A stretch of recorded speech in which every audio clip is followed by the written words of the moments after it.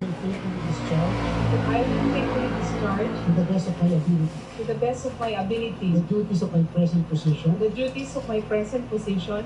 Higit isang linggo matapos magretiro sina Commission on Elections o COMELEC Commissioner Socorro Inting at Commissioner Marco Pesqueno noong February 2. Ang talatala ng kapalit si Pangulong Ferdinand Marcos Jr. Sina Attorney Maria Lorena Tangaro Casingal na kasalukuyang direktor ng COMELEC Law Department at 27 taon nang nagtatrabaho sa COMELEC. At si Attorney Nole Pipo na kasalukuyan namang COMELEC Regional Director ng Region 1. Nanumpa na si Casingal kay Chairman George Erwin Garcia kahapon, samantalang si Pipo ay inaasahang bukas araw ng Miyerkules.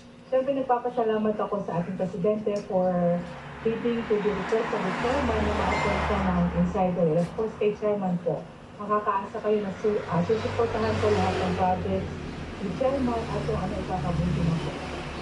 Ayon kay Chairman Garcia, pagkatapos na manumpa ay agad na magsisimula ang mga ito sa kanilang trabaho bilang ad interim commissioners ng COMELEC.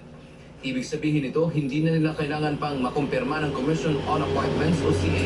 Itinalaga kasi sila ng Pangulo nang walang sesyon sa Kongreso.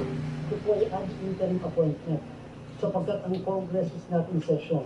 And therefore, the appointment is valid until the resumption of Congress. So kung sakasakali po, ang resumption ng Congress ay halalan by that time. At kahit pa ano, makakapag-session ito sa article 91 days before the election. Dagdag pa ni Garcia, malaki ang maitutulong ng dalawa dahil sila ay galing mismo sa COMELEC at alam na mga ito ang trabaho sa loob ng komisyon. Mahalaga na kumpleto ang miyembro ng COMELEC and Bank lalo na papalapit ang 2025 elections at kailangan din ito kapag may mga mahalagang desisyon ng komisyon. Dante Amento, UNTV, News and Rescue. Diyos ang aming sandigan, serbisyo publiko ang aming pinahahalagahan.